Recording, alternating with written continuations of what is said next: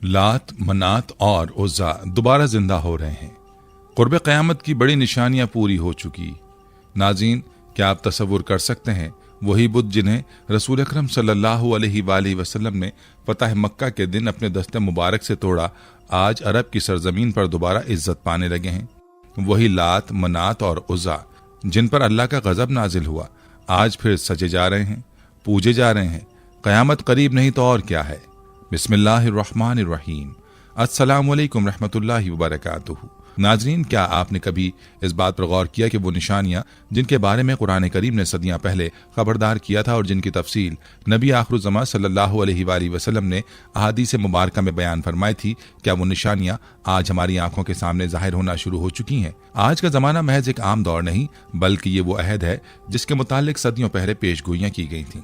इन्हीं निशानियों में एक निहायत ही लर्ज़ाखेज़ अलामत यह भी है कि जजीरा अरब में दोबारा लात, मन्नात और उज़्ज़ा जैसे जाहिली बुतों की परस्तिश शुरू हो जाएगी।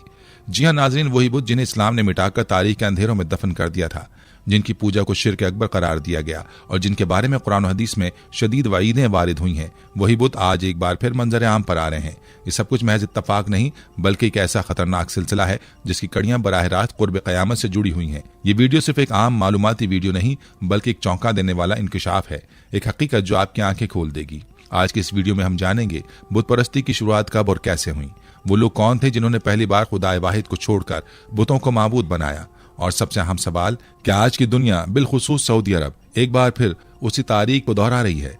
हम आपको वो हैरानकुन हकायक दिखाएंगे जो साबित करते हैं कि लात, मन्नात और उज़्ज़ा जैसे जाहिली बुत किस तरह दोबारा अहमियत इख्तियार कर रहे हैं, और ये सब कुछ कुर्ब क़यामत की निशानदही कर रहा है। नाज़रीन, बुत परस्ती को समझने से पहले जरूरी है कि हम ये जान लें कि बुत परस्ती दरअसल है क्या। बुत परस्ती वो अमल है जिसमें लोग किसी शख्स या शय की ज़ाहिरी हैयत को पत्थर, मट्टी, लकड़ी या धात से तराश कर उसे माबूद का दर्जा दे देते हैं। फिर उससे हाजात तलब की जाती हैं, उसे मसाइब का हल समझा जाता है और उसकी रजा के लिए नजरें, न्याज़ें और सजदे किए जाते हैं। अब आते हैं असल सवाल की तरफ। बुत परस्ती का आगाज कब और कैसे हुआ? बुत परस्ती की इब्तिदा तारीख़ इंसानी के निहायत कदीम अदवार में हुई। इसकी शुरुआत उस वक्त हुई जब कौम नूह में कुछ नेक और साले अफराद का इंतकाल हुआ। उनकी यादगार के तौर पर उनके मुजस्समे बनाए गए ताकि उनकी नेकियों को याद रखा जा सके। इब्तिदा में उन मुजस्समों की पूजा नहीं की जाती थी, मगर वक्त गुजरने के साथ जब इल्म मिट गया और जहालत ने जगह ली तो उन्हीं मुजस्समों को खुदाई सिफात दे दी गईं। यूं बुत परस्ती का आगाज हुआ। जैसा कि सही बुखारी की हदीस नंबर 4920 में जिक्र है, शैतान ने इंसानों के दिलों में वसवसा डाला कि वो अपने नेक लोगों की तस्वीर और बुत उन जगहों पर रखें जहां वो बैठा करते थे, ताकि उनकी याद कायम रहे। लेकिन जब इल्म रखने वाले लोग मर गए और जहालत फैल गई तो उन मुजस्सिमों को माबूद समझकर उनकी इबादत शुरू कर दी गई। अगर बात की जाए जजीरा अरब में बुत परस्ती के आगाज की, तो उसके बानी का नाम उम्र बिन आमिर बिन लही अल खज़ाई था। सही बुखारी की रिवायत के मुताबिक रसूलुल्लाह सल्लल्लाहु अलैहि वसल्लम ने फरमाया, मैंने उम्र बिन लही को जहन्नुम में अपनी आंतें घसीटते देखा। वो पहला शख्स था जिसने साइबा की रस्म निकाली। साइबा उस जानवर को कहा जाता था जिसे किसी माबूद के नाम पर आजाद छोड़ दिया जाता था। न उस पर बोझ डाला जाता, न सवारी की जाती। उम्र बिन लही शाम के सफर पर गया, जहां उसने लोगों को बुतों की इबादत करते देखा। चूंकि शाम अंबिया किराम की सरजमीन थी, उसने ये समझा कि शायद यही असल दीन है। वो शाम से हबल नामी बुत लेकर आया और उसे खाने काबा में नस्ब कर दिया। चूंकि वो मजहबी पेशवा समझा जाता था, इसलिए अहले मक्का ने भी उसकी तकलीद करते हुए बुत परस्ती शुरू कर दी। आहिस्ता आहिस्ता बुतों की तादाद बढ़ती गई, यहाँ तक कि खाने काबा में 360 बुत रख दिए गए। अरब के अक्सर कबाइल हज़रत इस्माइल अलैहिस्सलाम की तालीमात के पैरोकार थे, मगर वक्त गुजरने के साथ साथ तौहीद के बुनियादी उसूल धुंधला गए और बिलाखिर उम्र बिन लही के हाथों शिर्क का दरवाजा खुल गया। बुत परस्ती अरब में इस कदर रच बस गई कि लोग उन बुतों को अल्लाह के मुकर्रब बंदे समझते, उनसे मुरादें मांगते और ये अकीदा रखते कि वो अल्लाह के हुक्म से उनकी मदद कर सकते हैं। हबल इंसानी शक्ल में तराशा गया था और कुरैश उसे सबसे बड़ा माबूद मानते थे। उसका दायां हाथ टूट चुका था, जिसे कुरैश ने सोने का बनाकर लगा दिया। मनात नामी बुत मशलल के मकाम पर रखा गया था। लात ताइफ में नस्ब था और उज़्ज़ा वादी नखला में कायम था। ये तीनों बुत सबसे ज्यादा मौजिज़ समझे जाते थे और पूरे जजीरा अरब में इनके मंदिर मौजूद थे। उन मंदिरों के गिर्द रहने वाले कबाइल वहां आकर कुर्बानियां देते, नजरें मानते और इबादत अंजाम देते। अब एक अहम और कम मारूफ हकीकत की तरफ आते हैं। खाने काबा में जो बुत रखे गए थे वो महज अलामती या नुमाइशी थे। असल इबादत और कुर्बानी के मराकिज वो मंदिर थे जो इन बुतों के लिए मखसूस इलाकों में कायम किए गए थे। उन मंदिरों में न सिर्फ इबादतें होती बल्कि जानवरों की कुर्बानी भी की जाती, मन्नतें मानी जाती और बाकायदा रसूमात अदा की जाती। حیرت کی بات یہ ہے کہ عرب جیسی ذہین اور منطقی قوم جو اپنی فصاحت و بلاغت، یادداشت اور فہم میں بے مثال تھی، وہ کیسے ان بے جان مورتیوں کے سامنے جھک گئی؟ اس کا ایک بڑا سبب یہ تھا کہ ان بتوں کو اللہ کی بیٹیاں قرار دیا گیا تھا۔ استغفر اللہ۔ جی ہاں، عربوں کا عقیدہ تھا کہ لات، منات، عزا 3 دیویاں تھیں جو اللہ کی بیٹیاں ہیں اور اس لیے ان کی عبادت جائز ہے۔ یہ تصور اتنا راسخ ہو چکا تھا کہ قرآن نے اس کے خلاف شدید رد عمل دیا۔ سورہ نجم کی آیت 19-20 میں ارشاد ہے، یعنی تم نے لات، عزا اور تیسری منات کو دیکھا۔ یہ آیت واضح اعلان تھی کہ ان جھوٹے معبودوں کی کوئی حقیقت نہیں۔ نبی کریم صلی اللہ علیہ وآلہ وسلم نے فتح مکہ کے موقع پر ان تمام بتوں کو خانہ کعبہ سے باہر نکلوایا اور اپنے دستے مبارک سے توڑ ڈالا۔ ان 3 مشہور بتوں سے منسوب کچھ ایسی مافوق الفطرت ہستیاں بھی تھیں جن ہم عام زبان میں چڑیلے کہہ سکتے ہیں، مگر در حقیقت یہ مونس شیاطین تھیں جنہیں جناتی دنیا کی نرینہ مخلوق میں ایک طاقتور مقام حاصل تھا۔ یہ شیاطین ان بتوں کے اندر داخل ہو جاتی تھیں اور وہاں عبادت کرنے والوں سے ہم کلام ہوتی۔ چونکہ یہ جنات تھیں، وہ لوگوں کو ان کے خفیہ مسائل پر نام لے کر پکارتی اور ان کے ذاتی حالات پر بات کرتی تھیں جن سے صرف وہی شخص واقف ہوتا۔ اس سے متاثر ہو کر لوگ ان بتوں کو واقعی خدا کی بیٹیاں سمجھنے لگے، نعوذ باللہ۔ ان شیطانی مظاہر کے پس پردہ مندر کے پجاریوں کا کردار بھی اہم تھا، جو ان بتوں کی عبادت کے مخصوص طریقے لوگوں کو سکھاتے، چڑھاوے وصول کرتے اور یوں ایک باقاعدہ نظام گمراہی قائم رکھتے۔ ان تینوں بتوں لات، منات اور عزا میں سب سے بلند مقام عزا کو حاصل تھا۔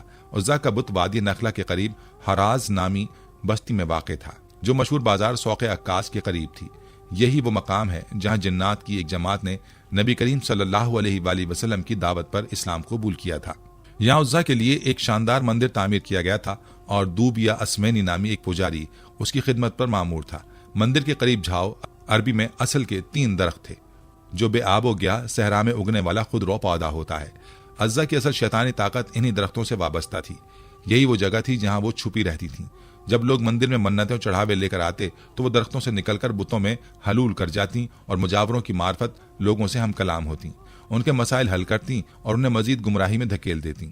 فتح مکہ کے بعد جب خانہ کعبہ سے بتوں کو نکال کر توڑا گیا، پھر باری آئی بیرون مکہ مندروں اور ان کے بڑے بتوں کی۔ نبی کریم صلی اللہ علیہ وآلہ وسلم نے 25 رمضان المبارک کو حضرت خالد بن ولید رضی اللہ عنہ کو بلا کر عزا کے خاتمے کا حکم دیا۔ آپ رضی اللہ عنہ کو خاص طور پر مندر کے قریب موجود 3 جھاؤ کے درختوں کو کاٹنے کا حکم بھی ملا۔ پہلے 2 درخت کاٹے گئے مگر کوئی خاص واقعہ پیش نہ آیا۔ جب حضرت خالد بن ولید رضی اللہ عنہ تیسرے درخت کی طرف بڑھے تو اچانک ایک ہیبت ناک کری صورت بوڑھی عورت نمودار ہوئی جس کی آنکھوں سے شعلے نکل رہے تھے۔ یہ شیطانی مخلوق دراصل عزا تھی۔ اس کا پجاری چیخ کر بولا، عزا، خالد کو قتل کر دے ورنہ آج تیرا خاتمہ ہو جائے گا۔ حضرت خالد رضی اللہ عنہ نے فوراً تلوار نکالی، اللہ کا نام لیا اور اس پر حملہ کر دیا۔ پہلے ہی بار میں اس کا سر تن سے جدا ہو گیا۔ زمین پر گرتے ہی اس کا جسم آگ کی لپیٹ میں آ کر راکھ بن گیا۔ اس کے بعد حضرت خالد رضی اللہ عنہ نے اس کا بت بھی توڑ دیا، مندر کو مسمار کیا اور پجاری کو بھی قتل کر دیا۔ واپسی پر آپ صلی اللہ علیہ وآلہ وسلم نے فرمایا، یہی عزا تھی، اس کا خاتمہ ہو گیا، اب اسے دوبارہ پوجا نہیں جائے گا۔ یوں عرب کی اس عظیم اور شیطانی طاقت کا خاتمہ ہوا اور حضرت خالد رضی اللہ عنہ کو سیف اللہ یعنی اللہ کی تلوار کا لقب ملا۔ حضرت ابن عباس رضی اللہ تعالیٰ عنہ سے روایت ہے کہ لات نامی بت طائف میں واقع تھا اور یہی بات درست مانی گئی ہے۔ ایک اور روایت کے مطابق وہ نخلا یا کاس کے مقام پر بھی بتایا گیا ہے۔ فتح الباری میں لکھا ہے کہ لات کا لفظ لت یا لت سے نکلا ہے، یعنی دودھ کو حریرہ بنانے والا۔ دراصل ایک شخص طائف کے نواح میں رہتا تھا، اس کا نام عامر بن ضرب بتایا گیا ہے۔ وہ مسافروں کو دودھ کا حریرہ اور ستو پلایا کرتا تھا۔ اس کی شہرت اتنی بڑی کہ لوگ اسے لات کہنے لگے۔ جب وہ فوت ہوا تو عمر بن لہی نے لوگوں سے کہا کہ وہ دراصل پتھر میں جذب ہو گیا ہے، چنانچہ اس پر ایک عمارت بنا دی گئی اور لوگوں نے اس کی عبادت شروع کر دی۔ فتح الباری جلد نمبر 8۔ علامہ قرطبی رحمۃ اللہ علیہ نے عزا کے بارے میں لکھا کہ یہ ایک سفید پتھر تھا جو وادی نخلا میں واقع تھا۔ ظالم بن اسد نے سب سے پہلے اس کی عبادت کا آغاز کیا اور اس پر ایک گھر تعمیر کیا گیا۔ بعض اوقات اس گھر سے آوازیں آیا کرتی تھیں۔ حضرت ابن عباس رضی اللہ عنہ فرماتے ہیں کہ عزا دراصل ایک شیطانی عورت تھی جو نخلا کے ببول کے 3 درختوں کے پاس آتی جاتی تھی۔ مشرکین مکہ کا ایک اور مشہور بت حبل تھا جس کی بڑی اہمیت تھی۔ غزوہ احد میں جب مسلمانوں کو عارضی شکست ہوئی تو قریش کے سردار ابو سفیان نے نعرہ لگایا، آل حبل، یعنی حبل بلند ہوا۔ رسول اللہ صلی اللہ علیہ وآلہ وسلم نے صحابہ کرام سے فرمایا، اس کا جواب دو۔ صحابہ نے عرض کیا، کیا جواب دیں؟ آپ صلی اللہ علیہ وآلہ وسلم نے فرمایا، کہو اللہ اعلیٰ و اجل ہے۔ ابو سفیان نے پھر کہا، ہمارے لیے عزا ہے، تمہارے لیے نہیں۔ یہ ان کی شرک کی انتہا تھی کہ وہ اللہ کے مقابلے میں اپنے معبودوں کی دہائی دیتے تھے۔ تفسیر قرطبی جلد نمبر 17۔ تیسرا مشہور بت منات تھا جو قبیلہ حذیل اور خزاع کے لوگ پوجتے تھے۔ اس کا مقام مشلل تھا وہ قدید کے قریب واقع ہے اور آج کل یہ مکہ اور مدینہ کے درمیان راستے میں ہے۔ اس کی عبادت کے لیے لوگ بکثرت خون بہایا کرتے تھے، اسی لیے اس کا نام منات رکھا گیا۔ فتح الباری کے مطابق عمر باللہ نے اسے ساحل سمندر کے قریب نصب کیا تھا اور قبیلہ ازد و غسان اس کے لیے حج کیا کرتے تھے۔ عرفات سے واپسی کے بعد وہ اس کے لیے احرام باندھتے تھے۔ اللہ تعالیٰ نے قرآن کریم میں فرمایا، سورہ نجم کی آیت 19-20، کیا تم نے لات، عزا اور تیسری منات کو دیکھا ہے؟ یعنی ان بتوں سے کیا حاصل ہوا؟ نہ وہ فائدہ دے سکتے ہیں نہ نقصان، تو تم نے انہیں معبود کیوں بنا رکھا ہے؟ اسلام کے ظہور کے بعد ان بتوں کا خاتمہ کیا گیا۔ جب قبیلہ ثقیف کے افراد مدینہ آ کر مسلمان ہوئے تو انہوں نے رسول اللہ صلی اللہ علیہ وآلہ وسلم سے عرض کیا کہ ہمارا سب سے بڑا بت لات کچھ وقت کے لیے باقی رہنے دیا جائے۔ نبی کریم صلی اللہ علیہ وآلہ وسلم نے انکار کیا اور حضرت ابو سفیان بن حرب اور حضرت مغیرہ بن شعبہ رضی اللہ عنہما کو بھیجا، جنہوں نے لات کو پاش پاش کر دیا۔ انہوں نے مزید عرض کیا کہ ہم خود اپنے ہاتھوں سے بت نہیں توڑیں گے اور ہمیں نماز پڑھنے کو بھی نہیں کہا جائے۔ نبی کریم صلی اللہ علیہ وآلہ وسلم نے فرمایا، بتوں کو تم نہ توڑو، یہ مان لیا، لیکن نماز تو دین کی بنیاد ہے، اس کے بغیر دین میں کوئی خیر نہیں۔ سیرت ابن حشام۔ جہاں تک منات کے خاتمے کا تعلق ہے، تفسیر ابن کثیر میں لکھا ہے کہ رسول اللہ صلی اللہ علیہ وآلہ وسلم نے حضرت ابو سفیان رضی اللہ عنہ کو اس کی تباہی کے لیے بھیجا۔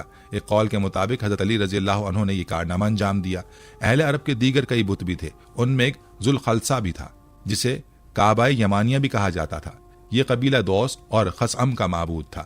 نبی کریم صلی اللہ علیہ وآلہ وسلم نے حضرت جریر بن عبداللہ رضی اللہ عنہ کو اس کی تباہی کا حکم دیا اور انہوں نے اسے مکمل طور پر تباہ کر دیا۔ ناظرین، لات، عزا اور منات وہ بت ہیں جن کی پرستش میں عرب کے لوگ ڈوبے ہوئے تھے، اور مشرکین مکہ کے دو بڑے بت تھے۔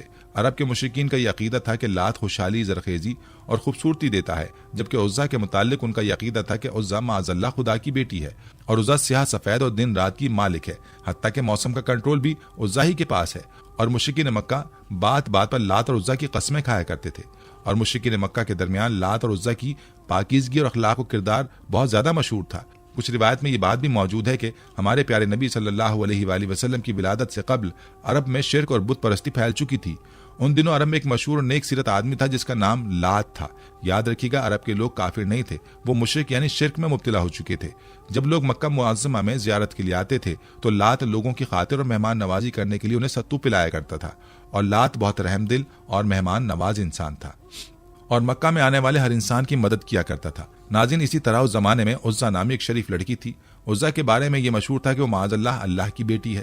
یہ لڑکی طائف کے لوگوں کو ایک ویران مقام سے ملی تھی اور اس کے والدین کے بارے میں کسی کو علم نہ تھا وہ کون ہے، اور وہ لڑکی جب عزا جوان ہوئی تو انتہائی خوبصورت اور حسین و جمیل تھی، لہذا جو مرد بھی اس پر بری نظر ڈالتا وہ کسی نہ کسی طرح بیماری میں مبتلا ہو جاتا تھا۔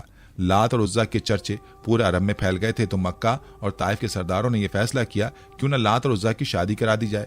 چنانچہ ایسا ہی ہوا، لات اور عزا کی شادی کرا دی گئی، جس کے بعد جب وہ اپنی شادی کی پہلی رات کے لیے کمرے میں گئے تو وہ دونوں ایسے غائب ہوئے کہ آج تک معلوم نہ ہو سکا کہ وہ لوگ کہاں چلے گئے، اور عرب میں یہ مشہور ہو گیا کہ لات اور عزا ہمیشہ کے لیے امر ہو گئے، اور لات کو فرشتہ اور معاذ اللہ عزا کو اللہ کی بیٹی کا درجہ دے کر ان دونوں کے بڑے بڑے بت بنا کر ان کی پوجا شروع کر دی گئی، اور مشرکین مکہ نے کعبے کے طواف کے ساتھ ساتھ لات اور عزا کی پرستش بھی شروع کر دی۔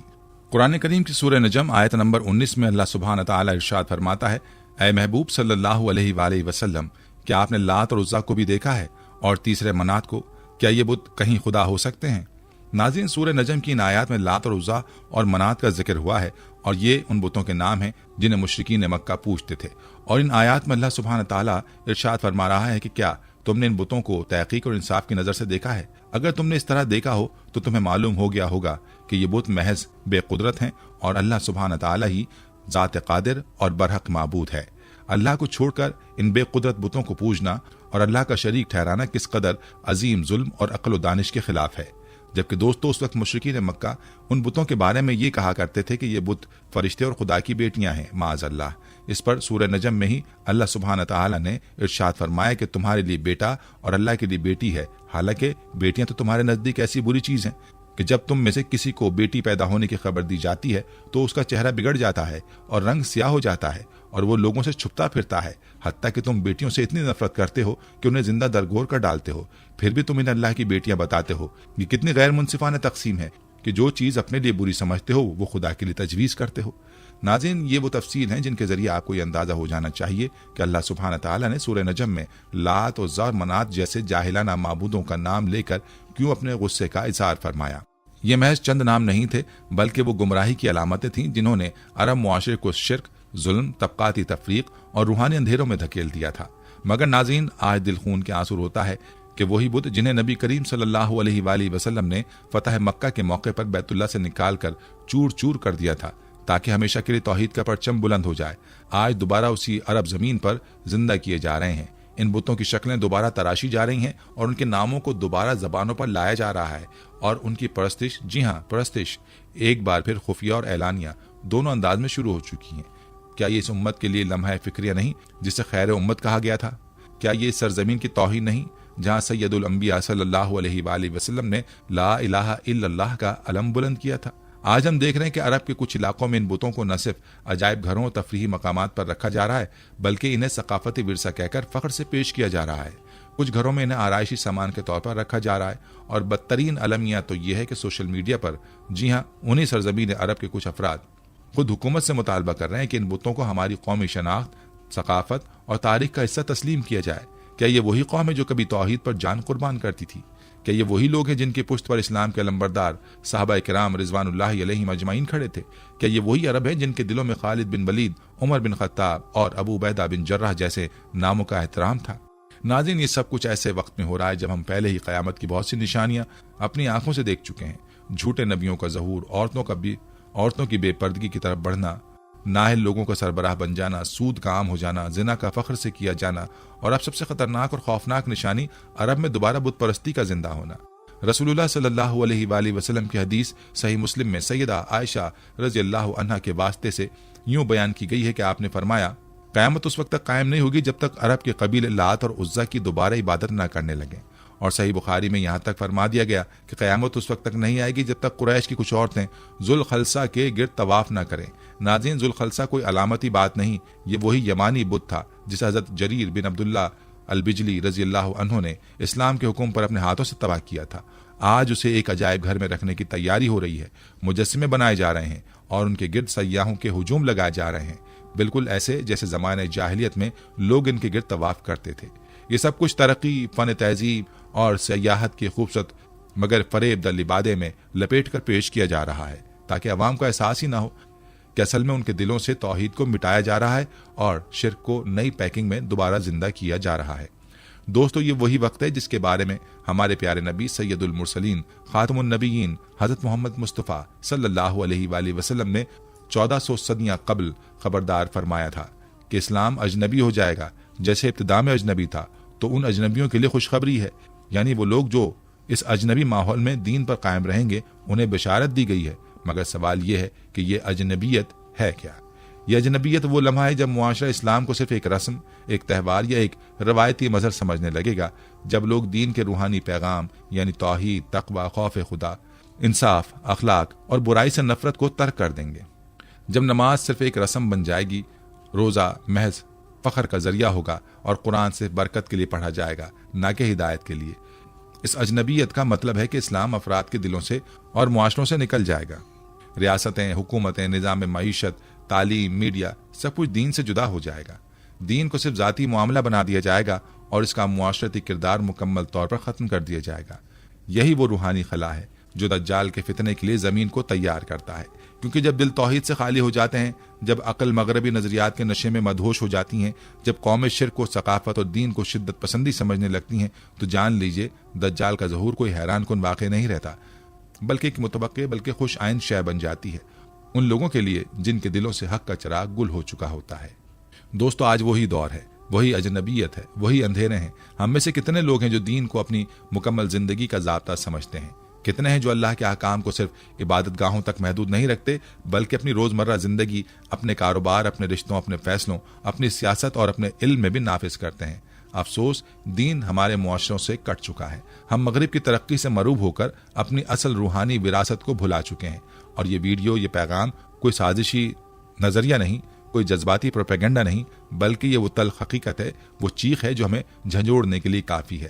اگر ہم آج بھی خاموش رہے، غافل رہے، آنکھیں بند کیے رہے، تو یاد رکھیں آنے والی نسلیں وہی لات، منات اور عزا کو اپنی تاریخ، اپنی پہچان اور اپنی ثقافت سمجھ کر اپنائیں گی، اور اس وقت ہمارا یہ سکوت، ہماری خاموشی، ہماری بے عملی اللہ کی بارگاہ میں ہمارے جرم کے طور پر پیش کی جائے گی۔